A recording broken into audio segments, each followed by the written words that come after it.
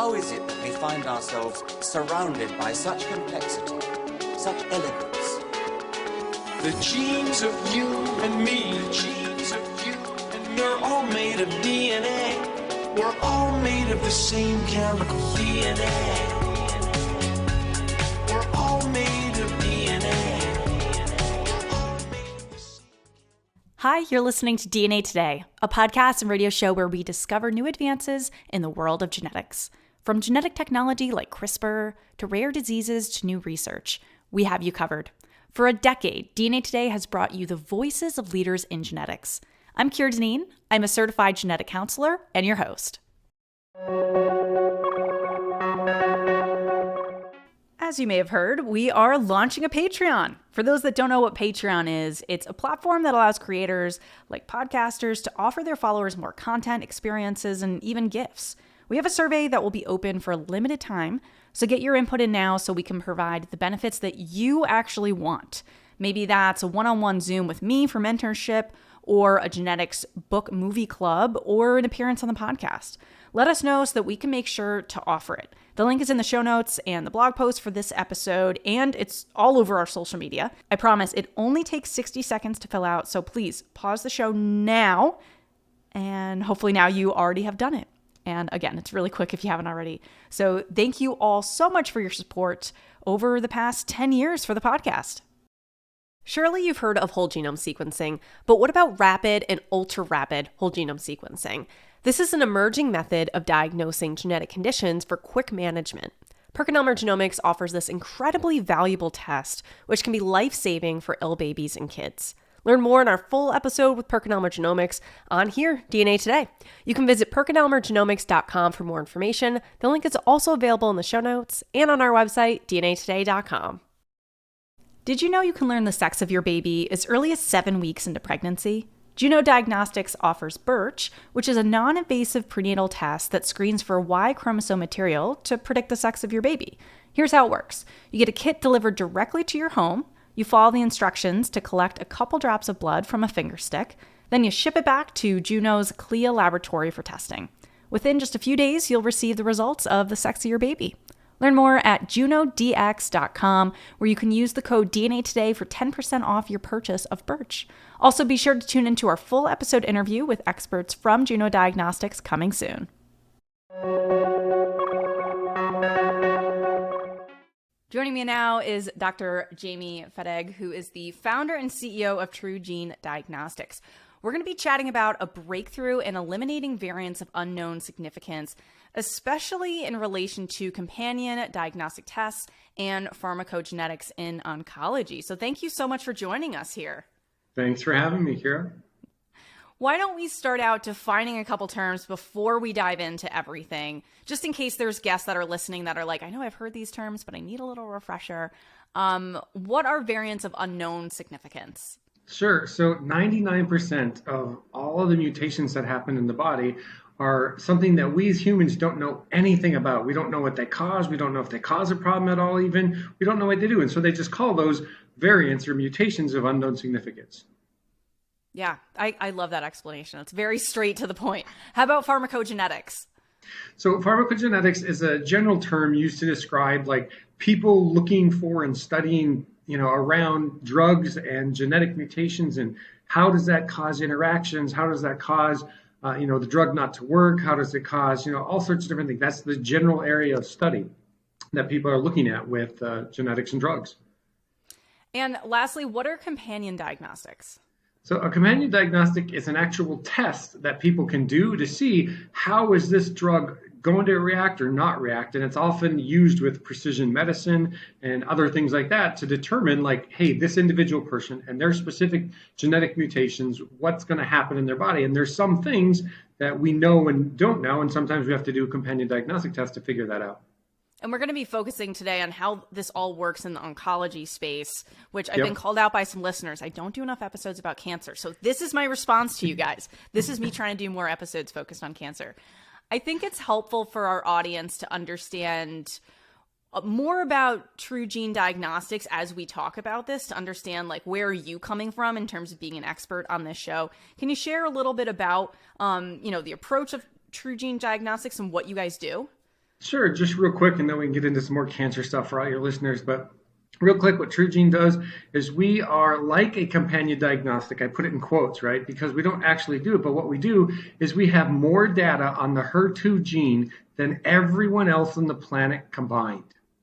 That's what pretty we do. Powerful. It is, and Wow. it's 100% true statement. And the data we have has an average median p-value of 0.00000000. I got to count to 21, right? 0.1. So it's a super, super high quality data that we have. And what we do is we take that data and we can compare it to people's individual specific mutations, and we can now tell them for the first time in history whether or not they are sensitive or resistant to a specific drug, specifically for HER2 cancers, and whether or not that drug is going to be, they're sensitive or resistant. Basically, sensitive means that the drug's actually going to bind. No one else in the world can tell you that based on your genetics, except for us. We're the first people on the planet to do it. And if you're resistant, that means that the drug is not going to bind. And if the drug doesn't bind, we know it ain't going to work.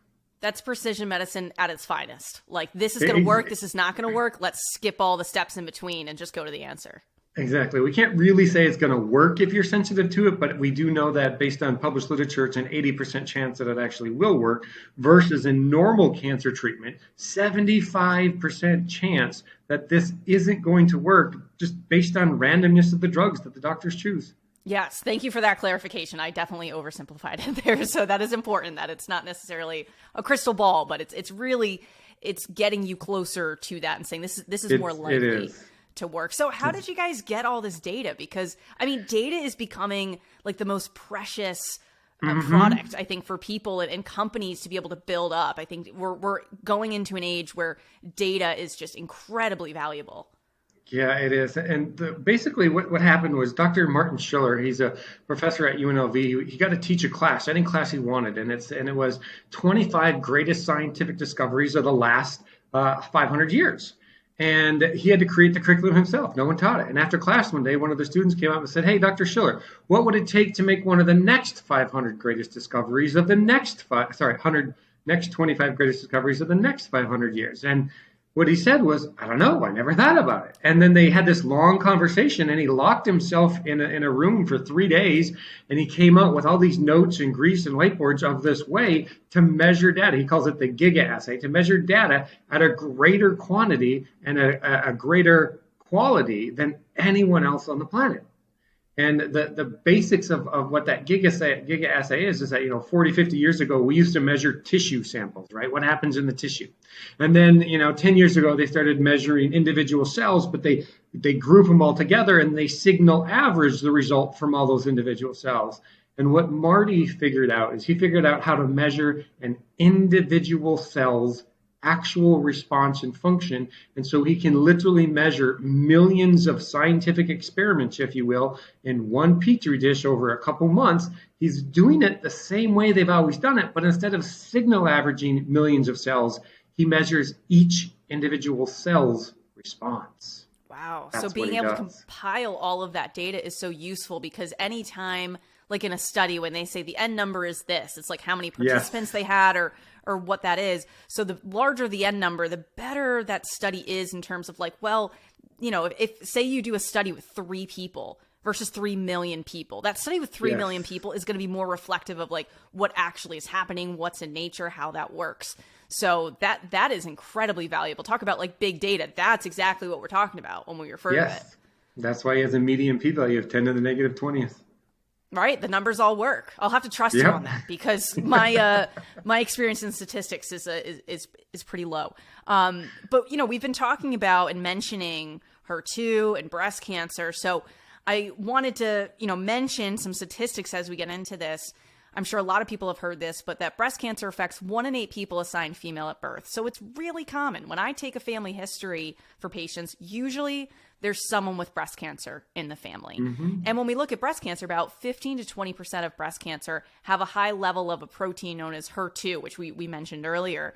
So let's get into this a little bit more now. So how does knowing if a breast cancer is HER2 positive actually help inform the medication that people should be prescribed. And I don't know if you can mention like what medications are involved in this. Absolutely.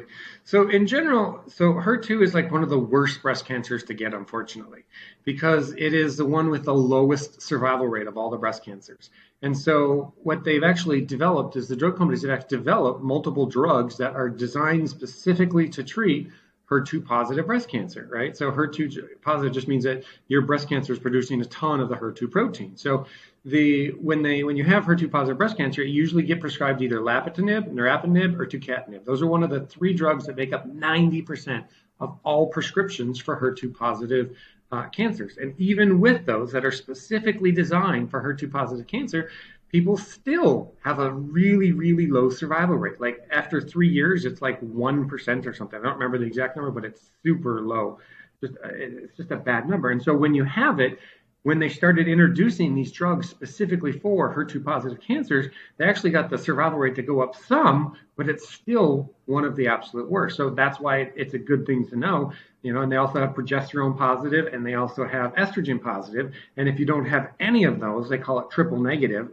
But based on which types of those 3 or 4 combinations you have, that's what it is that the doctor decides to treat. Now, when they figure out if you have HER2 positive cancer or any of these other cancers, they now then choose a drug based on what was designed for that type of cancer, but they have no idea if it's going to work for you. And like I said earlier, 75% chance, just statistical average with cancer drugs across the board, 75% chance any one of the drugs that they give you isn't going to work. That means 6 months of treatment. And now, after 6 months, they find out, oh, your tumor's worse, let's try another drug. Maybe you're resistant to it. We don't know. And you've prolonged your care. You've got all the nasty side effects. And hopefully you're still around so that they can try another drug. And that's literally the typical cancer treatment protocol. Like that's the common thing that people do. It's just amazing. It's crazy how much information we have and tools we have, but yet when you actually go for care, what that standard care is, you're just like, how is it not better at this point? Yeah, and these are one of the tools that we're like, we need healthcare providers to be really being able to utilize. Yeah, they have like there's some like with HER2 positive cancer, they know if you have one of 3 mutations out of 6,244 or something, if you have one of those 3 known mutations, they know that a drug called lapatinib won't work for you, right? And you would think that, oh well, if we know that if you and there's a 27% chance you're going to have one of those 3 mutations if you have HER2 positive breast cancer. And so you would think that every doctor treating HER2 positive breast cancer would do a genetic test and make sure you don't have one of those 3 known mutations, right? But they don't. But the problem is that not only is there's 3, there's 6,241 other mutations that we as humans have no idea what they do to the drugs or interactions or the effectiveness of the drug. Well, until now, right? We do. We now know we have the, if you will, we have the ultimate, companion diagnostic test in quotes because we're not really doing a companion diagnostic test, but we have all this data. So there's now 0 unknown variants of significance in the HER2 gene tyrosine kinase region. 0. That's pretty impressive. Every single one, yes. So any patient that does this test and you look at HER2, you're never going to say, well, we found a variant, but we don't know what it means. Every variant, correct. You either know, oh, that's just normal human variants, all good, that's not relevant, versus correct. This is making a gene not work or something, and like this is useful information. And we actually know it on a scale too. So it's like people always argue, is it nature or nurture, right? Is it our genes or is it our lifestyle? Well, we know that now it's both, and everyone kind of knows that, but we now know. It's not versus, it's and now, right? Exactly. we gotta change that. If you have this one gene mutation, well, depending on your lifestyle, it may or may not present a disease for you. But if you have this mutation, right, we know for sure, sorry, you're going to get it at some point in the future if you don't already have it, So we know these mutations on not only a yes or no binary, but on an actual gradient mathematical scale of what the odds are that it's going to produce something. And so when people have a HER2 positive cancer or their doctor's like thinking about doing a biopsy, what should they be doing to like ask their doctor about? Like it's because you have to actually have breast tissue that has cancer to test this. You can't do germline testing, right? You don't have to. You can do germline, but with it's going to be much better to do a biopsy because then we'll actually know for exactly sure what's in your specific cancer, right? Now, what it means is if we do germline testing and we find something positive, well, then you don't have to do a biopsy. You know it's there. But if we do germline and there's a negative, it's not an absolute negative because that doesn't mean it's not in the cancer. I see. Because your germline is kind of almost, I think of it like square zero. And then as cancer progresses, you're going further. Your genome is changing in the cancer because you're collecting mutations. That's what cancer is on a genetic level. Exactly. Okay, so that's interesting. So once people are diagnosed and they say, okay, yes, you're HER2 positive, then they're figuring out which of these drugs is going to be most appropriate. Yep. And right now they just randomly pick one based on the last sales rep in the office, based on the last study they read, based on, who gives them the biggest commission. I like all sorts of, but it's random. They really pick the 3 drugs at random 90% of the time. Which and it with really our needs test, to be an educated guess. Like, it's one thing to have a guess, should be. educated guess. It should be, right? So that's where we come in, is that if you have HER2 positive cancer, or if you think you have HER2 positive cancer, right, what you do is you get our test, and now we're going to send you and your doctor a report that says these 3 drugs, either sensitive or resistant to. And if you're resistant to all 3 drugs, you bypass all 3 of the initial drugs that they would normally try and go to secondary treatments that are approved, because they're already out there, right? But you have to try, I don't remember if it's 2 or 3 or all of them, whatever, but you have to try a number of them, and they have to fail before you can go to any of the secondary treatments according to the FDA. So with this test, this allows us to see that these drugs aren't going to work. We don't have to try them. Right? Or they might say that, hey, these 2 you're sensitive to, and this one you're resistant to. So you know what? You got to take these. Or they might say that you're sensitive and resistant to 2 of them. And now, like HIV therapy or other things, what do? You actually take 2 drugs because your body is both sensitive and resistant to 2. And that means that you're going to start developing mutations that will cause it to be resistant to just 1. And all the other cells will die off and those will take over and you'll still have the cancer. So it really allows for this personalized medicine once we're able to know which ones are you sensitive to and which ones are you negative to, or resistant to. Yeah, it's helpful to have kind of that cocktail of drugs to say, okay, this is the combination that's going to work based on your specific genetics. Yep. What about looking at family history? So this is very useful in terms of cancer to know who's at higher risk to develop cancer in the family. Like when I go take family history, even though I'm in prenatal, cancer comes up a lot. I'm still talking about it. So for that, let's say someone's biological mother had breast cancer and they're talking with their healthcare provider and they're like, yeah, it was actually HER2 positive. They have that information. If that person then develops breast cancer, they're more likely to have HER2 positive breast cancer because they had a mom with it? I actually don't know the answer to that question. All right, so homework for me. I've never done the research. I'll have to talk to one of my friends that's a cancer genetic counselor. We'll get back to you, listeners. My educated guess would be yes, but that's just my educated guess. Yeah, of like how cancer progresses, I would think it'd be similar in family members, like just the type of mutations. It often has a familial trait to it, they call it. So they just don't know for sure. All right, I'll look into that. Look in the show notes for the answer, people.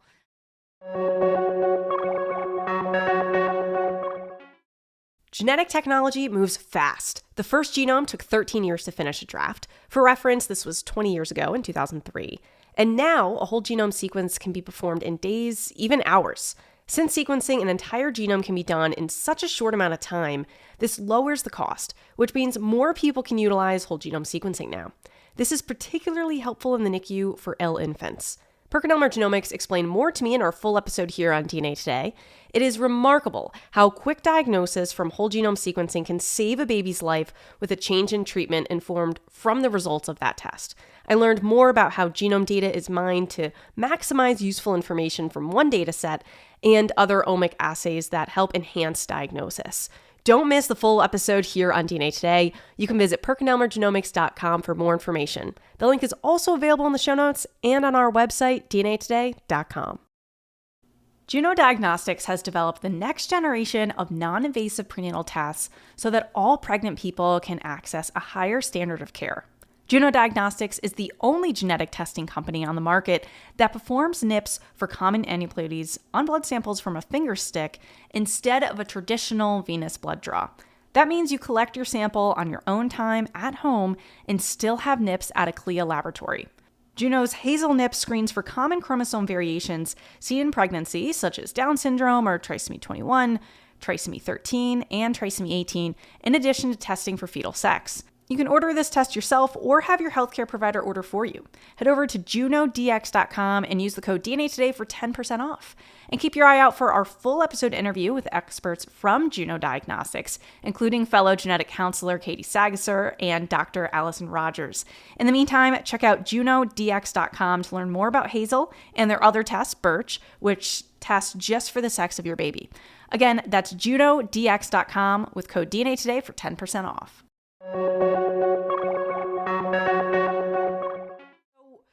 We're talking about HER2 positive breast cancer, but there's also, as we mentioned, other types of breast cancer. Tons, yes. Tons. And other types of cancers. So what are other genes related to cancer where we can kind of do the same funnel in terms of look at the information and then say, oh, let's say they have colon cancer or they have thyroid cancer, all these different types of cancers. Can this concept be applied to other cancers? Breast cancer is very common. But it is actually, and that's what we're doing. So we picked HER2 positive cancer first because it kills more people in the United States than any other type of cancer, right? Because of the commonality and because of how many people just don't survive it. So that's why we picked that one first. And the next one we're going to be doing EGFR. EGFR is a gene that's responsible for about 11 different common cancers, and we're going to be doing that gene next with I think it's 10 most common drugs used to prescribe to treat EGFR cancers, so that within about the next year or so, we're also going to have a test that says, hey, you got any EGFR cancer, come take our test, and we'll tell you which of those 10 drugs you're sensitive or resistant to. And all we're going to be doing is we're just going down the line, and we can do about one gene with the drugs for it about every 6 months or so. That's pretty fast. Wow. It is. It's because it's because the GiggaAssay that Marty invented and it just measures millions of data points at one time. So in 6 months, I can't even do the math. Like you get so much data by just dedicating your research to this. And EGFR, that's definitely one when I was studying cancer, especially when I was looking at cytogenetics and kind of that area in undergrad, that I remember that came up for lung cancer, that being one of them. I mean, there's a lot as part of that, as we talked about cancer progression, there's certain genes that are common that get mutated or have these variants of known significance where we say, okay, this is pathogenic variant, where we see that progression. So we actually know about that. And we did a really good episode with Dr. Kat Arney, who wrote a really interesting book kind of about like cancer evolution and looking at it almost like, your genome is changing. So looking at it like kind of a species within you, and it changed the way I thought about cancer. So I'll throw that in the show notes too. But yeah, this is just so interesting that you're able to use this pipeline, I guess we could call it, to then just start having more and more genes on this list. And then that's affecting what people are prescribed for lots of different cancers. I can see this just becoming standard of care is just part of the process. Exactly. The FDA has already made a public announcement that they want precision medicine to be the future of medicine. But the problem is until, the GiggaAssay came around, we didn't do it. Like, for example, like for 25 years or so, right? Myriad's been studying the BRCA gene, right, for breast cancer. And we estimate, because we don't know and they don't say, but we can make an educated guess. After 25 years and $100 million, they have roughly 75% of all the variants on that gene mapped out. 75%, right? Versus we can do that in $1 million in 6 months, right? That is very different. It is. The whole rest of the world knows only about 1% about genetic mutations and what their actual functional effect is. 1%. Right? 1%. And we estimate that in about 3 years, I made a very big, bold statement in the beginning, but we estimate that in about 3 years, we will have more data on genetic mutations than the rest of the world combined. Sorry, I shouldn't say more data. That's not accurate. We will have more measured data, right, and its functional effect on genetics than the rest of the world combined. That's how much of a leap forward. I firmly believe that Marty's going to win a Nobel Prize. He hates when I say that, but he's at least going to be nominated for one, I swear. Like say it now. Amazing. People will listen back and be like, oh, yeah, he ended up getting the Nobel Prize in 2030. Or at least nominated, yeah. People are going to start seeing, and it's just, it's going to take like clinical trials with drug companies. It's going to change all of that, because now you'll know exactly who will and won't respond to the drugs up front. And so you can self-select and put those in trial arms and kill the trial arms when they're not getting the results like we were expecting. And, instead of precision medicine with just one DNA, like one mutation, sorry, not one DNA, one genetic mutation, right? Instead of just having that one with the drug that treats it, we estimate, because we've done a number of genes now, we estimate there's about 100 to 300 gene mutations that will work exactly the same as that one known mutation that they have a precision medication for. So this is going to allow drug companies now to do studies quicker, because they don't have to wait 7 years for everybody to come in with that disease and that one specific mutation, because they'll have hundreds of them to choose from now when somebody comes in with that disease that they can put into the trial. So it really is like, being able to measure this data in mass like this is going to dramatically change how healthcare is, how drugs are, prescriptions are, just all of that stuff. Yeah, I can definitely see, as you're saying, with clinical trials, the inclusion criteria is they have one of, very long list of pathogenic variants, the mutations, and like that you need to have one of those to even be considered to be a participant in the trial. Like we have inclusion criteria that's all kinds of other things. You got to be between these ages. Maybe you have to be located in the United States or Canada or wherever it's taking place. So I can see that being part of it, especially as we go on with the years. The reason that you guys are able to do this now, and you probably couldn't have started this company 20 years ago, is because the cost of sequencing has plummeted. So that allows you to spend, as you said, like $1 million to get this amount of data. 20 years ago, I don't think you could swing that just based on where the technology is. Yeah. Yep. So it finally is coming to a point where it's cheap enough to do.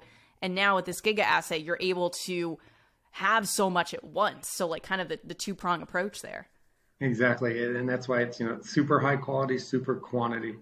And I mean, you can get, there's other assays that will do the amount of quantity, but there's no quality to it. And there's other assays that'll do good quality, but there's no quantity to it.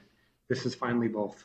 Yeah, you need to be able to have both to be able to have like publications and say like, this is our, we have both of those aspects. We've got 4 peer-reviewed publications now. We're doing a study with Jackson Laboratories that will hopefully be done soon. We're just like so many things that we're, pushing forward with and moving forward with. And, it's like, at the end of the day, right now, the biggest impact is if you have HER2 positive cancer, you go to TruGene Diagnostics, .com, and you order this test. And actually, we have a /DNA special link just for your listeners, that if any of them go there and they want to order on that link, TruGeneDiagnostics.com /DNA, they're going to get a special offer just because they heard it through your show. So yeah. That is fantastic, and we really appreciate you offering that to listeners. And for healthcare providers that are listening, they could also have their patients, take advantage of this. So, yeah, and we also offer discounts for healthcare providers if they order in bulk. Yeah, and that's what we want to be seeing. Just have it be part of the process with anything. Yes, it's gonna. We are guessing based off of numbers, like we don't know, but we are guessing about a 25 to 50% increase that we're expecting with the retrospective study that we're doing with Jackson Laboratories and survival rates. And Jackson Laboratories, I mean, I've been a huge fan since like I'm really gonna nerd out for a minute. Since like late middle school, early high school, like my family goes up to Maine on holiday, and so as we were up there, my mom was like, let's go take a tour of Jackson Laboratories and like look at the mice and all that, it was like high school or whatever. So, and then now Jackson Labs has a facility in Connecticut where I'm located. So, it really is such a cool company, and they've got so much nerdy stuff that as you walk through, you can kind of see in the elevators, the gel electrophoresis and everything. So they're an awesome, awesome company. And yeah, their research is just phenomenal. So it's great you guys have been able to team up. As we are wrapping up here, I did want to ask you, we've kind of hinted at the future and everything, but, let's say it's 10 years from now. How do you think that this is going to be used? As we said, oncology, but maybe let's span out a little bit more. How do you see this type of testing like pharmacogenomics being used? It's going to be everywhere, because the biggest problem with pharmacogenetics right now is 99% of the mutations are unknown. We don't know what they do. Right. It's like you could do it, but then you don't have any like, oh, this is what to do with the results. Yes, yeah. Exactly. Yeah. And so with this GiggaAssay, like literally like with rare diseases, for instance, right? If there's a known mutation that causes a rare disease, right, we can take and we can measure that entire gene for all the mutations and see if any of those other mutations produce the same rare disease. And we can then throw different drugs in there, and we can actually measure whether or not those drugs will actually treat those rare diseases. We can do that all in 9 months. Wow. That's like the time it takes for a human pregnancy. So like that is quick. It is, and that's the power of this assay. So like not only just cancer, but rare diseases and anything that's genetic based. And in the future, I see in like 20 years from now with this technology, we're literally going to be able to make a custom drug that will bind to your specific drug binding pocket based on your genetic mutations, because the other ones wouldn't bind. But now we make this one, and boom, it binds, and now you can actually treat the disease, even though you have those weird genetic mutations. Yeah, and that's very useful in especially the nano-rare disease community, because some nano-rare diseases are eligible for ASOs and different things through like NLORM, which is another organization I produce a podcast for. And that's great, but not everybody's eligible for an ASO. So people that don't fall under that, or they're an N of one, like there's only one person identified with this specific either change or disease in general. And then that's just there for the next person that has that or something. So we even see this, I think a parallel to this is when we have a drug that is FDA approved for treatment for some disease, but then we realize, we can use this for another disease. And we say, okay, go to the FDA. Hey, can we use this for a second disease? Because we see that, it's the same, it affects the person the same way that it helps them with treatment. It's kind of using that, but on this much more grand scale that affecting way more people in a positive way. Yeah, exactly. We just measure in mass all the mutations, measure multiple drugs until we find one that actually produces the functional effect of the disease not being expressed in the individual cell. Well, I think you've made quite an impression on the listeners. I think they're going to remember TruGene Diagnostics. And we'll have to have you back on to see like, all right, what is the update and everything, because you're having updates quickly over there. So thank you so much for coming on and just explaining this to me, my listeners, and giving us a peek into, even 20 years in the future. You're giving us the crystal ball there. So won't hold you to everything. But yeah, maybe coming back on when that Nobel Prize is won. Yeah, right. Hopefully you don't have to wait that long, but yeah, definitely soon. Awesome. Well, thank you so much. Thanks, Kira. For more information about today's episode, visit DNApodcast.com, where you can also stream all episodes of the show. We encourage your questions, comments, guest pitches, and ideas. Send them all into info@DNApodcast.com. Search DNA Today on Twitter, Instagram, YouTube, Facebook, so you can connect with us there. And a favor, please rate and review the podcast on Apple, Spotify, or wherever you listen. This truly helps us climb the charts and allow more genetic nerds like yourself to find the show. DNA Today is hosted and produced by myself, Kira Deneen. Our social media lead is Corinne Merlino. Our video lead is Amanda Andrioli. Thanks for listening, and join us next time to discover new advances in the world of genetics. The genes of you and me, the genes of you and me, they're all made of DNA. We're all made of the same chemical DNA.